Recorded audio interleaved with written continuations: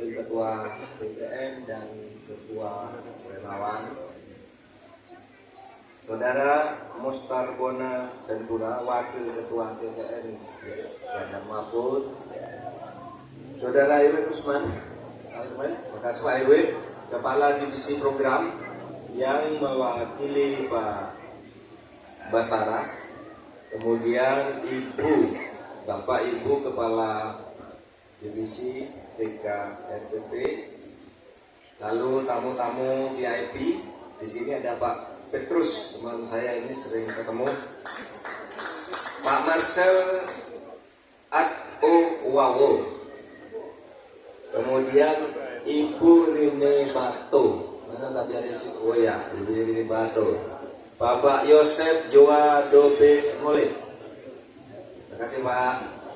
Bapak Marlin Bato, Ketua Panitia tadi, Bapak William Yani tadi yang mewakili tokoh masyarakat, kakaknya Pak Andi Gani, kemudian Bapak Polsi Ruin, ya Pak Polsi, kemudian Pak Sylvester Mbete, sudah halangan, Bapak Bedi Bala Libauna, sudah halangan, kemudian Bapak Peter Sambut, ya Pak, kemudian Hermanus Malu, Pak Hermanus Malu, makasih Pak, dan komunitas diaspora NTT se-Jabodetabek. Dan sekalian saya mengucapkan terima kasih kepada panitia yang telah mengundang saya ke rumah aspirasi relawan. Bagi saya ini bukan kampanye, tapi dialog. Bagi saya, karena pertama ini tempatnya di kantor relawan yang orangnya sudah pasti pilihan politik. Sehingga saya merasa tidak perlu kampanye, ini sudah punya pilihan semua yang ada di sini. Ya. Lalu yang kedua, ada aturan-aturan tentang kampanye. Aturan tentang kampanye itu membatasi calon untuk berkampanye di luar ketentuan. Tapi ketentuan ini nampaknya tidak pernah digubris. Karena orang yang di sana itu setiap hari pada di luar daerah pidato kapan ngantornya. Kalau saya Senin sampai Kamis tetap ngantor, kalau lebih dari itu minta izin resmi. Seluruh kerjaan masih saya lakukan, tapi banyak orang nih, kemarin ada di Jawa Tengah, besok ada di Sulawesi, besok ada di situ lagi nih. Sehingga saya katakan loh, kalau misalnya saya melakukan itu kan bisa juga gitu. Tetapi saya enggak. Oleh sebab itu kita proporsional. Malam ini saya akan menampung seluruh pertanyaan dan pernyataan, yang itu nanti akan menjadi dokumen yang saya miliki baik sebagai Menko Polhukam maupun sebagai bahan bagi saya untuk debat-debat, untuk diskusi-diskusi di dalam Cawapres. Oleh sebab itu saya juga tidak pakai baju tertentu, ya. Tetapi hati kita sudah satu frekuensi. Ya, baik. Saya akan memberi pengantar aja dulu, biar ada ininya, biar agak resmi pengantar, lalu nanti diskusi ya. Siapa aja boleh menyampaikan apa saja dan bertanya apa saja. Saudara, ini adalah dialog diaspora NTT bersama Mahfud MD, Menko Polhukam Republik Indonesia.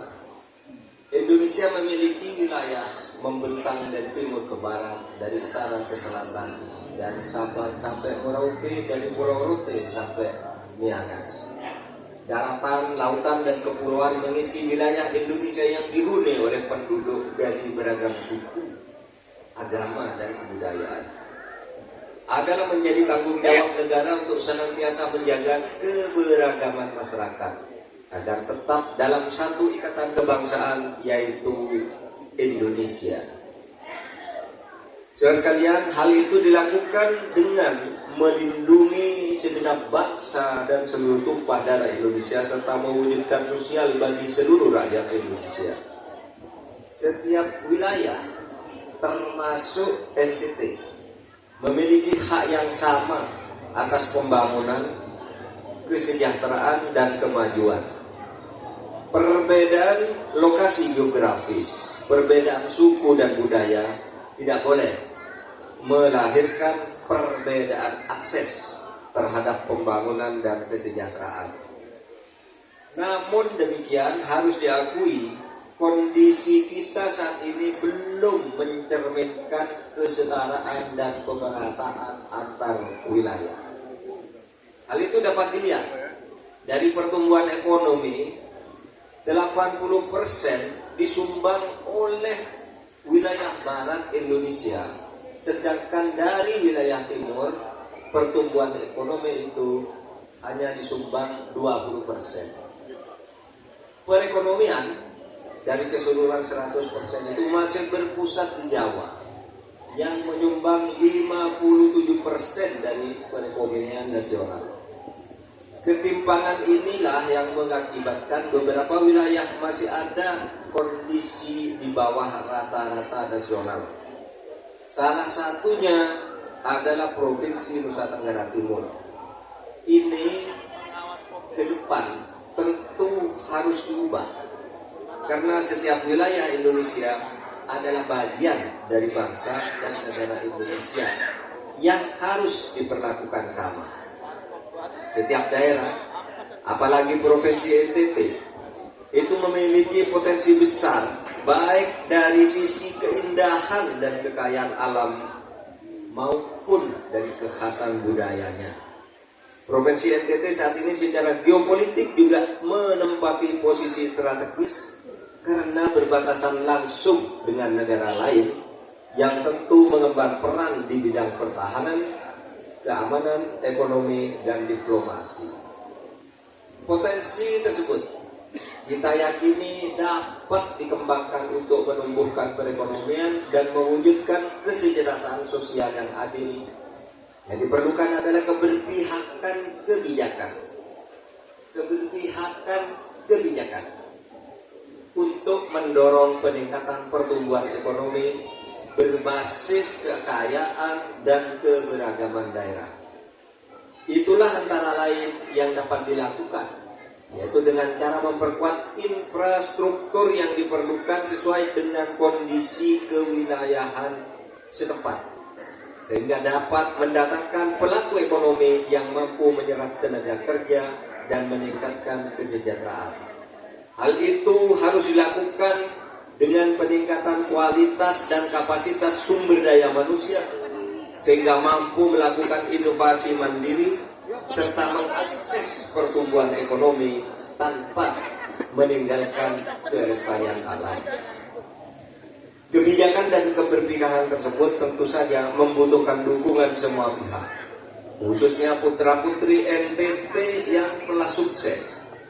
Dukungan dapat berupa kerjasama dalam mengembangkan usaha, meningkatkan sumber daya manusia, dan merawat kekhasan budaya dan kelestarian alam.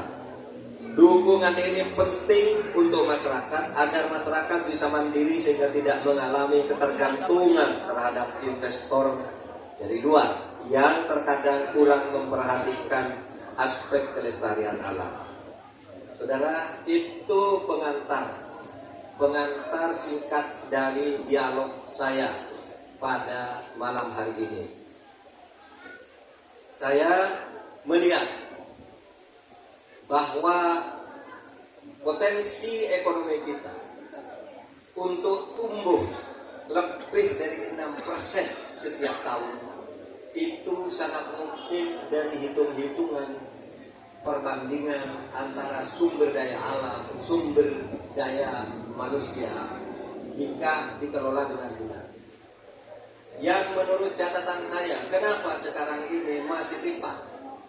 Kenapa sekarang ini pertumbuhannya belum menyentuh 6%? teorinya banyak, tetapi bagi saya teori yang paling bisa menjelaskan itu semua adalah karena di Indonesia ini terlalu banyak korupsi, sehingga saya katakan teori apapun yang Anda pakai, kalau tidak mampu memberantas korupsi, sekurang-kurangnya menghentikan keberlanjutan korupsi dari waktu ke waktu, maka pertumbuhan ekonomi tidak akan pernah mencapai maksimal. Oleh sebab itu, saudara sekalian, saya sudah pelajari ekonomi itu sektornya apa saja sih? Ekonomi itu, pertumbuhan ekonomi suatu bangsa kan sektornya 4. Sektornya hanya 4. Satu, belanja pemerintah. Yang kedua, konsumsi masyarakat. Yang ketiga, ekspor dan impor.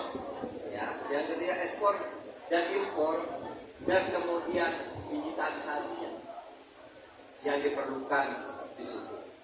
Nah, saudara sekalian, oleh sebab itu, maka di seempat sektor sumber pertumbuhan ekonomi masyarakat itu, ya korupsinya terlalu banyak. Nah, kalau itu diatasi, itu korupsi, misalnya saya mencatat 4 tahun terakhir, saudara, kasus-kasus yang saya tangani saja itu menyangkut korupsi 701 triliun. Itu yang saya tangani,